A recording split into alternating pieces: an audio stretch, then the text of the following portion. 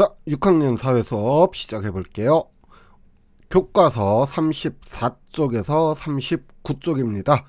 자, 이제 대단원 1단원 중에서 두 번째 큰 주제, 일상생활과 민주주의라는 주제를 다루겠습니다.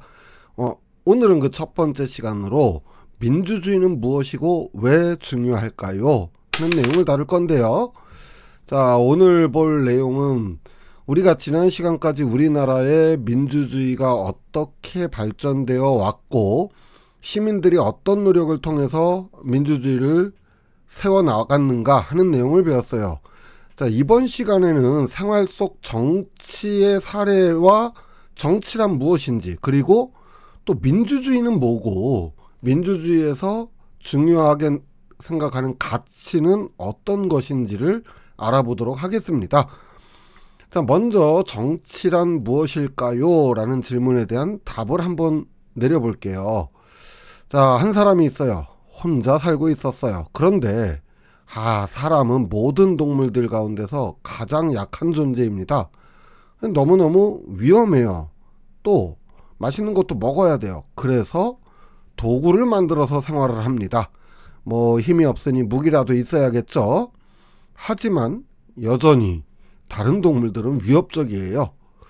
그래서 불을 만들기도 하고 또 더 날카롭고 더 강한 무기를 만들어도 보지만 여전히 동물들이 더 강하고 위협적입니다. 작은 물고기나 새 정도나 잡아먹을 수 있었죠. 자, 그러다가 문득 깨닫게 된 것이 있습니다. 혼자서는 너무너무 약한 존재이지만 지능을 가지고 도구를 만들어서 사용하는 인간이 모여서 생활을 한다면 많이 모이면 많이 모일수록 힘이 생기고 더욱 안전하다는 것을 깨닫게 되죠. 자, 그런데 또 문제가 생겼어요. 여러 사람이 모여서 살다 보니까 이번에는 서로의 생각이 맞지 않아서 자꾸 갈등이 생기는 것입니다. 자, 혼자서는 너무 약하고 모여서 살다 보면 필연적으로 갈등이 생겨요. 우리 왜 가족 간에도 형제 간에도 서로 의견이 안 맞고 싸우고 그러잖아요. 사람은 각자의 생각과 의견이 모두 다르기 때문에 여럿이 모이면 모일수록 크고 작은 문제와 갈등은 생길 수밖에 없습니다. 자, 그렇다면 정치란 뭐냐면요, 이렇게 여러 사람이 모여서 함께 살아가면서 생기는 문제를 원만하게 해결해가는 모든 과정을 말해요. 물론 가장 쉬운 방법이 있어요. 힘이 센 사람 혹은 제일 똑똑한 사람이 모든 것을 결정한다면 가장 빠르고 효과적일 수 있겠죠. 하지만 힘으로 해결하는 것은 한계가 있는 것이, 그 힘에 대항하는 더 큰 힘이나 혹은 집단이 등장하기 마련이죠. 아무리 힘이 세다고 해도 여럿이 모여버리면 당해낼 수가 없습니다. 자, 그래서 사람들은 문제를 해결하는 방법으로 대화와 타협을 선택을 하게 되었죠. 자, 이것이 정치입니다. 그러니까 넓은 의미의 정치는 여러 사람들이 모여서 살면서 공동체를 이루어서 살고 있는데 공동체에서 일어나는 문제들을 해결해 나가는 모든 과정, 방법, 제도, 이런 걸 정치라고 하고요. 좁은 의미에서 정치란 하나의 국가를 다스리기 위한 모든 행동, 또 제도, 이런 것들을 정치라고 합니다. 자, 그렇다면 생활 속에서 우리가 정치를 찾아볼게요. 먼저 교과서 37쪽을 보세요. 생활 속의 공동체의 문제를 민주적으로 해결하는 생활 속 사례들이 나오고 있습니다. 자, 가정도 작은 공동체죠. 가정에서 가족 여행을 가기 위해 가족들이 모여 의견을 나누고 있습니다. 이 정치라고 할 수 있어요. 이번에는 학교에서 선생님들이 급식 만족도를 높일 수 있는 방법이 뭐가 있을까 하면서 회의를 하고 있습니다. 역시 정치입니다. 그런가 하면 지역사회에서 주민들이 지역의 문제를 해결하기 위해 회의를 하고 있어요. 이것도 정치죠. 자, 이 가정과 학교와 지역사회에서 보여지는 생활 속 정치의 사례에서 공통점은 뭐죠? 바로 대화와 타협을 통해서 민주적으로 문제를 해결하고 있다는 것입니다. 자, 그럼 민주주의는 뭘까요? 예전에는 왕이나 신분이 높은 사람들, 양반이나 귀족 같은 사람들이 모든 일을 결정했습니다. 이것을 군주제 또는 군주주의라고 하죠. 우리가 배웠던 민주주의와는 반대되는 개념이라고 생각을 해요. 자, 민주주의는 국가의 주인이 국민이라면 군주주의는 임금, 그러니까 군주가 모든 것을 결정하는 제도를 말해요. 하지만 오늘날에는 모든 사람이 신분이나 재산이나 성별에 관계없이 사회 공동의 문제를 해결하는 과정에 참여할 수 있습니다. 자, 이처럼 모든 국민이 나라의 주인으로서의 권리를 가지고 그 권리를 자유롭고 평등하게 행사하는 정치제도를 우리는 민주주의다, 이렇게 이야기를 합니다. 옛날에는 신분이나 계급에 따라서 옷 색깔도, 모자의 크기나 모양도, 또 살고 있는 집의 크기도, 직업도 제한이 있었습니다. 하지만 오늘날의 민주주의 사회에서는 그런 차별 없이 누구나 다 동등한 권리를 가지게 되는데요.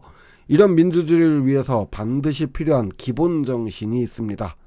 우선 첫 번째로 모든 사람은 태어나는 순간부터 인간으로서의 존엄과 가치를 존중받아야 한다라고 하는 인간의 존엄성이 있겠고요.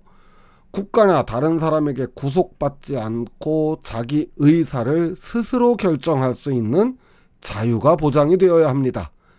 또한 신분, 재산, 성별, 인종 등 어떤 이유로도 부당하게 차별받지 않고 평등한 대우를 받아야만 하죠. 이런 인간의 존엄성, 자유, 평등이야말로 민주주의의 가장 기본이 되는 가치, 정신이라고 말할 수 있습니다. 고대 그리스에서는 국가의 중요한 일을 결정할 때 사람들이 광장에 모여 토론을 통해서 결정을 했어요. 이것을 오늘날 민주주의의 출발로 보기는 하는데, 자, 이걸 직접 민주주의라고 합니다. 그런데 오늘날과 같이 사회 규모가 커지고 복잡해진 시대에서는 그 많은 사람들이 모일 광장도 없고, 또 한 사람 한 사람의 목소리를 듣는 것 자체가 불가능에 가깝죠. 만일 오늘날에도 이런 고대 그리스의 직접 민주주의를 실현하려고 한다면 사람들 이야기 듣다 끝나겠죠. 그래서 오늘날과 같은 대규모 사회에서는 사람들이 자신들의 대표를 뽑아서 그 대표들로 하여금 자신들의 생각을 전달하도록 합니다.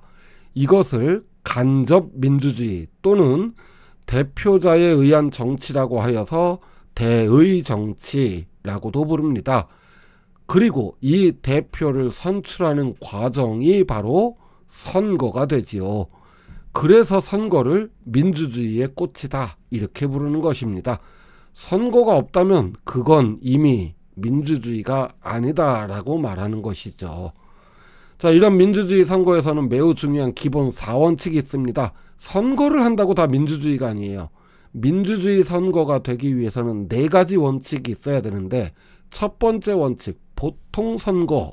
보통선거라는 것은 선거일을 기준으로 법으로 정한 나이 이상의 국민이라면 누구라도 투표할 수 있는 선거를 말합니다.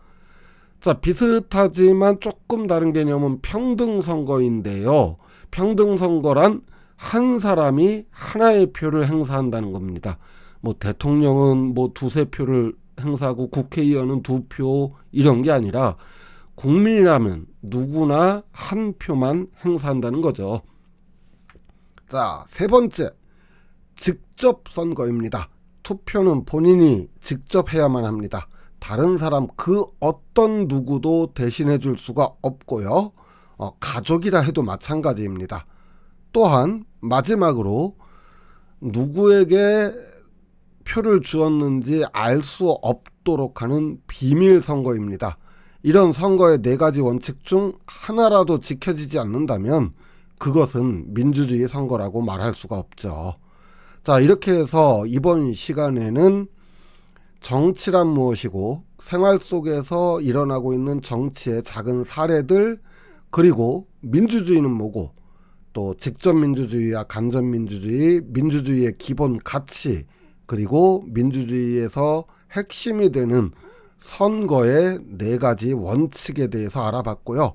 다음 시간에는 그렇다면 우리가 일상생활 속에서 민주주의 태도를 어떻게 실천할 수 있는가 하는 이야기를 다루도록 하겠습니다. 오늘 수업 여기서 마칠게요. 수고하셨습니다. 안녕.